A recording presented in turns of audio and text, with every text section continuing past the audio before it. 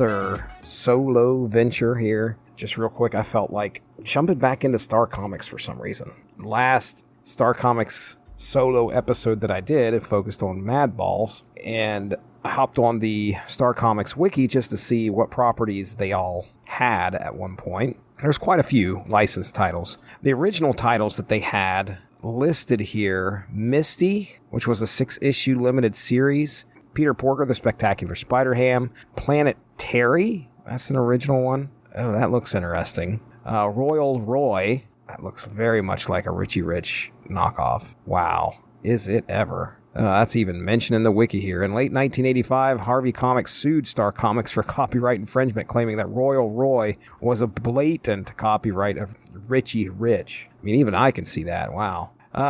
Top Dog. Okay, and then the other one they had listed here was Wally the Wizard.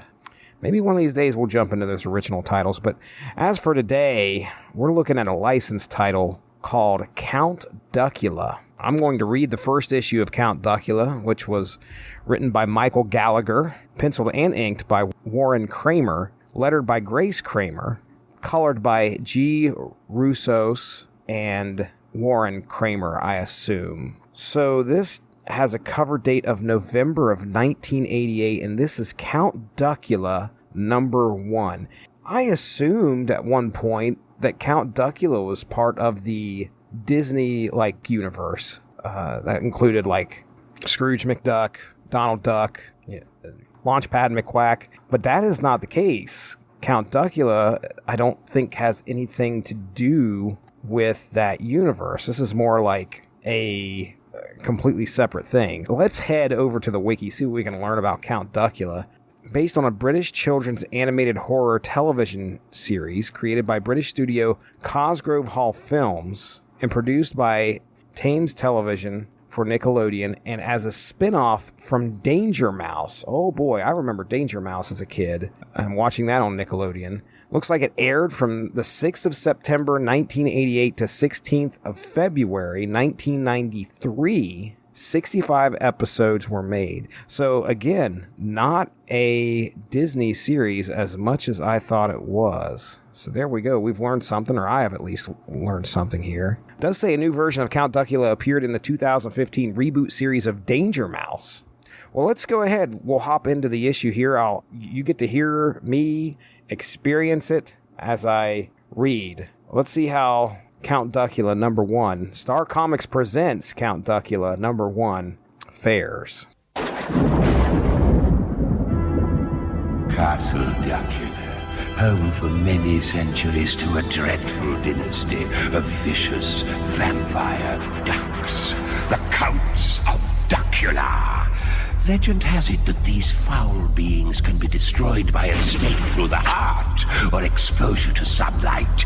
This does not suffice, however, for they may be brought back to life by means of a secret rite that can be performed once a century when the moon is in the 8th house of Aquarius. Blood. Are you getting? The latest reincarnation did not run according to plan. In the heart of Transylvania, in the Vampire Hall of Fame, yeah, there's not a vampire any other. He won't bite, beast the man, cause he's a vegetarian again, and things never run Duckula. If you're looking for some fun, you can always count upon the wild back one they call Duckula. Count Duckula.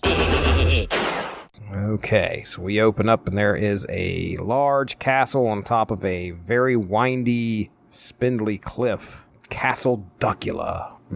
Every 100 years, when the moon enters the House of Asparagus, the vampire can be resurrected. Oh, wow. So there are a couple people here, some anthropomorphic birds, one of which looks like some type of professor, maybe? And the other looks like a maid who has apparently broken her arm. Her arm is in a sling. That may not be a maid. Maybe that's Igor. I don't know, but it looks like they're wearing an apron and they have what appears to be like one of those little maid hats on in a lab, and there is this coffin which has an array of red, yellow, and green lights surrounding this coffin, and like this royal walkway coming out of the coffin as they wait for this vampire to be resurrected. The professor-looking bird is apparently Mr. Igor, and our maid-looking bird is Nanny. Quick, Nanny, pass me that boiling beaker of bat's blood, and belladonna, you bird-brained bird. I mean, I don't even know if that's an insult. If you call a bird-brained, I mean, it's like walking up to your friend and calling them a human-brained human. Okay, so Igor accidentally poured in ketchup into this beaker to get this vampire resurrected, and it is Count Duckula. Now, let me explain the appearance of Count Duckula here, okay? Because Count Duckula, you think of a duck, you think, oh, it's a yellow duck. He's anthropomorphic, so he's going to be walking on his two webbed feet, which that's fair enough. But he's not yellow. Count Duckula is green. He's green. He's wearing a suit with a red bow tie, which really throws off the vibes, and a cape. He has black hair, and of course, a pair of fangs that are inside of his duck beak. That, my friends, is Count Duckula. Oh, we got a vegetarian vampire on our hands, and Igor's upset. Yeah, Count Duckula does not like blood or meat. Okay, so outside of the castle, down in the village, the music that Count Duckula is currently playing on this large organ is being heard by Dr. Von Goosewing, world's greatest vampire hunter. He has a vampire detector that takes 2 V-sized batteries. V as in vampire. Goosewing, Dr. Von Goosewing, has decided to infiltrate the castle to put an end to the nearby vampire. Count Duckula, he likes to play rock and roll tunes. He's playing a nice little rock and roll tune on this organ here. Oh, get ourselves a nice little fat joke in here. Nanny's a rather large bird, we'll just put it that way. According to Igor, 450-pound bird, who while dancing to Count Duckula's music fell down a set of steps and through 1, 2, 3, 4, 5, 6 floors of the castle and landing on Goosewing at the bottom here. Igor is showing Count Duckula around the castle. Duckula gets all excited when he sees his mystic coffin that can transport him to any place he desires. Okay, alright, so there apparently is a mystic clock. So okay, let me try and make sense of this. Count Duckula can use this coffin to transport anywhere he wants to go, but Igor is saying that there is a clock. I'll read this. The clock provides security. No matter where you go, this clock will return Castle Duckula here at dawn. Oh, does it actually transport Castle Duckula? Oh, okay, so it is Castle Duckula that transports. So he hops into the coffin, and he says, you mean all I've got to do is mention a place, and we can travel anywhere from here to Outer Mongolia? And because he said Outer Mongolia, the castle then shimmers and disappears, and it's over in Outer Mongolia right now. What is this? And faster than you can say Xerophilos anticholinesterase. Well, gotta look that up now. Xerophilos. Starts with an X, too. Oops. What's funny is this is in 88, okay? Anybody who was reading this at the time would have had no idea what Xerophilos anticholinesterase is. But because we're sitting here 34 years later, we have the advantage of the internet to figure out what in the world that is. How many people read this comic and never even gave that a second thought? Because at the time, they couldn't even look that up to try and figure out what in the world it is. Let's see if this is funny or not. Xerophilos anticholinesterase.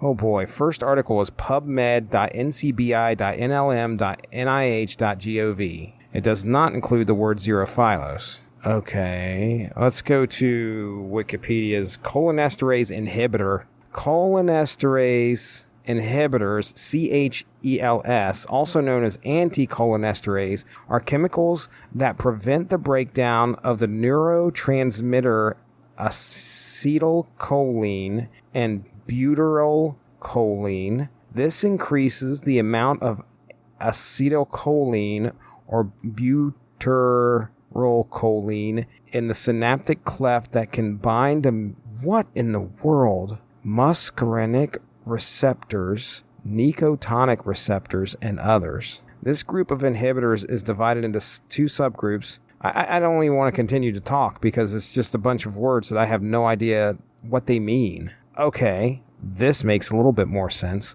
CHELs may be used as drugs for Alzheimer's and myasthenia gravis, and also chemical weapons and insecticides. Side effects when used as drugs may include loss of appetite, nausea, vomiting, loose stools, vivid dreams at night, dehydration, rash, bradycardia, peptic ulcer disease, seizures, weight loss, rhinorrhea. I wonder if that's like a runny nose. Yeah, that's a runny nose. Look at me, I'm smart.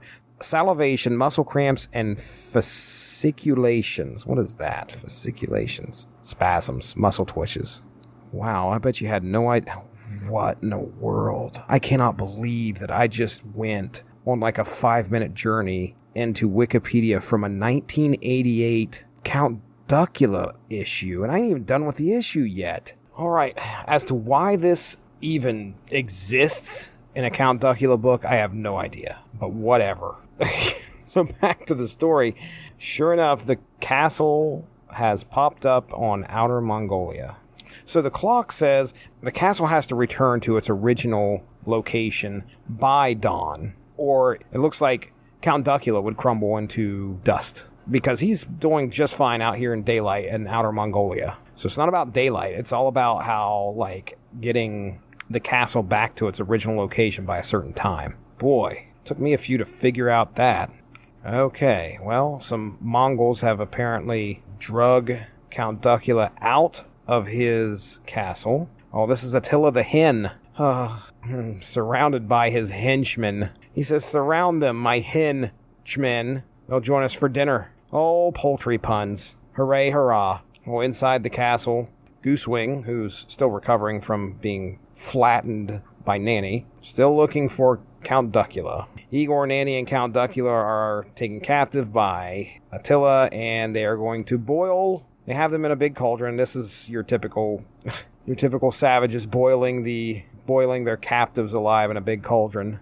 Count Duckula tricks Goosewing into freeing them because Goosewing wants the movie rights to capturing Count Duckula, and if Attila the Hen has captured him, Goosewing won't get the royalties from the books and movies. What? Nanny, who says, I hope the scriptwriter spells my name right. NQX14. Okay, they're obviously trying to get across the fact that Nanny is stupid. She's not very bright. So Attila the Hen charges at the castle. As the castle disappears, returns back to Transylvania, and Attila falls off of the cliff behind the castle because he couldn't stop his forward momentum, and on his way crashing to the ground says, you know, it's times like this I long for the days before women's liberation. I don't know who you're writing this book for. You think a kid's going to know what women's lib is? I don't think so. The kids that are picking this up, it's 88. I would think that you're shooting... It's a cartoon, for crying out loud. You're probably shooting for definitely preteen at the very oldest. But jokes like that have an 8-year-old going, you know, what is women's liberation? Hey, adults were buying comics too. So the castle returns and Goosewing takes off. Says he'll be back. This isn't over. Meanwhile, a joke I had not been talking about this whole issue is Nanny wanting to make sure that Count Duckula has on some clean underwear, which, by the way, I don't believe he's wearing pants. So why he needs underwear, I do not know. But at the end of this issue, she finally found a pair of clean underwear and wants to put it on him. Okay, that was goofy. That was the first half of this issue, I bet. Yep, because we've got another story. Count Duckula in Lights, Camera, Traction. I don't know much about the Count Duckula character. Other than what I just learned, he's a vegetarian. He's obviously not a menacing vampire. It's going to feed on somebody. He's going to eat salads. Does Nanny always have her arm in a sling?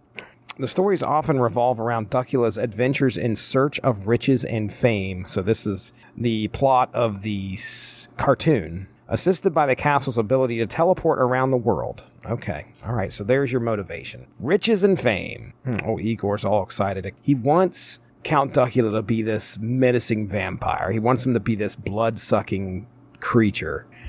And Count Duckula is not going to be that. Oh, looks like Count Duckula has decided to become a movie star. Just as handsome as Bird Reynolds. Bird Reynolds. Oh, he hops into the teleporter and transports the castle to Hollywood, right above the Hollywood sign. Okay, this is a good one. So they've made their way over to Alfred Peacock Studios, and Count Duckula is so excited. He said, "Ooh, Alfred Peacock, he made my favorite movie, The Birds." Get it? Oh, wow. Okay, so we've got a big, like, almost half-page splash here of them walking into Studio 4 of Peacock Studios, and there are all of these birds, anthropomorphic birds that are walking around, that are Hollywood. They're dressed up. They're actors. And back here in the very background, there is something that looks very much like King Kong, except it's purple. There's definitely a grape ape reference to be had there. But looking at the rest of these, so I see a bird that looks like Tarzan. We have the cast of Wizard of Oz down here, which I see Dorothy. Where's the lion? I do not see the lion. There is a smaller version of a grape ape there. Scarecrow, Dorothy, and Tin Man. I do not see a lion, though. There's a Frankenstein bird back here. There's something that looks like the head of Big Bird. I'm sure that's on purpose. That definitely looks like Big Bird. Okay, so they're back here, I guess, trying to get an acting job. So they got on set. Count Duckula is going to meet Mr. Peacock and Bird Reynolds. Oh, so anyway, Count Duckula was given a message to give to Peacock. The message is that John the Duke Crane is going to play a role in this film that he's doing, and Bird Reynolds is scared enough that he quit. The name of the movie is Birdigo, starring Bird Reynolds. And now that Bird Reynolds has, I'll get this, I want to make a bird joke. He's flown the coop. I might even edit in some crickets there, I don't know.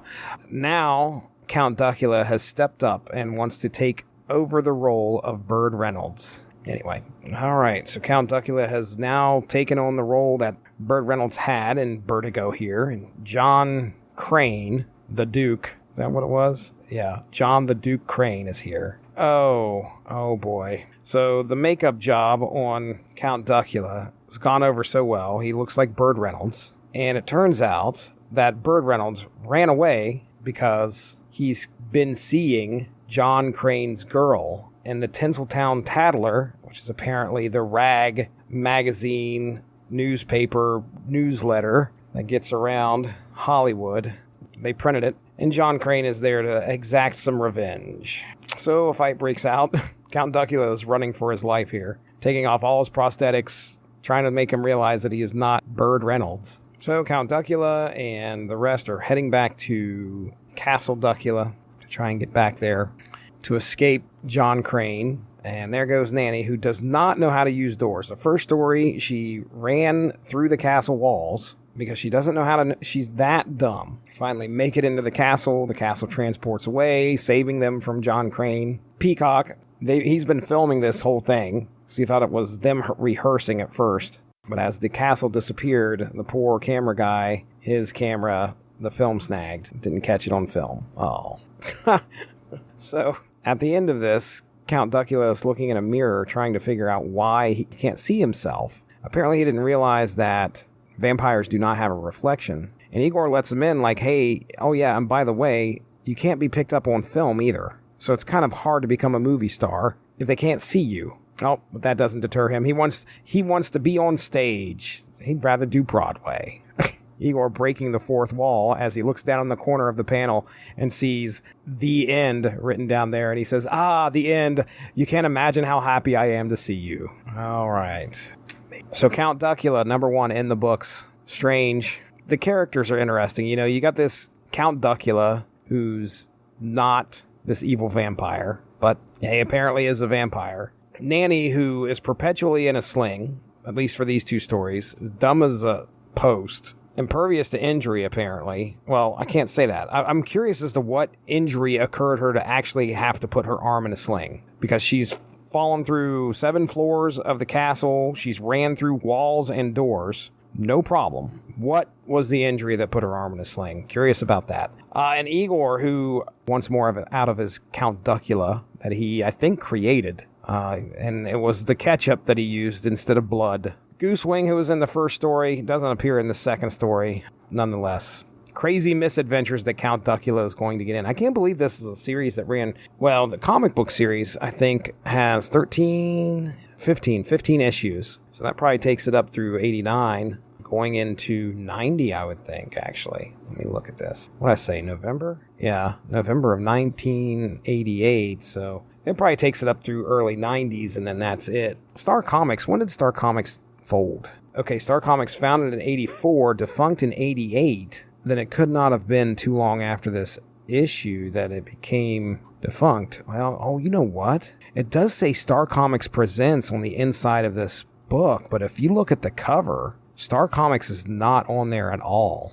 The cover of this, Count Duckula, no one zanier in Transylvania. First Quackpot issue. It has this mouse who's looking down at Count Duckula going, a vampire, and Count Duckula, scared, says, where? So this had to have been like right after it shut down. Marvel eventually dissolved the Star imprint, but absorbed several titles under the main Marvel banner, such as Silverhawks, and continued to license new properties, such as Captain Planet and Police Academy. The Star original characters, Top Dog Planetary, Royal Roy, and Wally Wizard, later were used in a Marvel Comics series, such as X-Babies Limited Series, as antagonists in 2009. Oh boy, that would have been fun to read. Planet Terry was in Drax, starting in issue number 6 in 2016. Yeah, let's just fast forward to issue 2 real quick. I want to see. Does this say Star Comics Presents? It does say Star Comics Presents in part 2, in issue 2. This is interesting. Well, maybe one day we'll do a history of Star Comics or something. I don't know.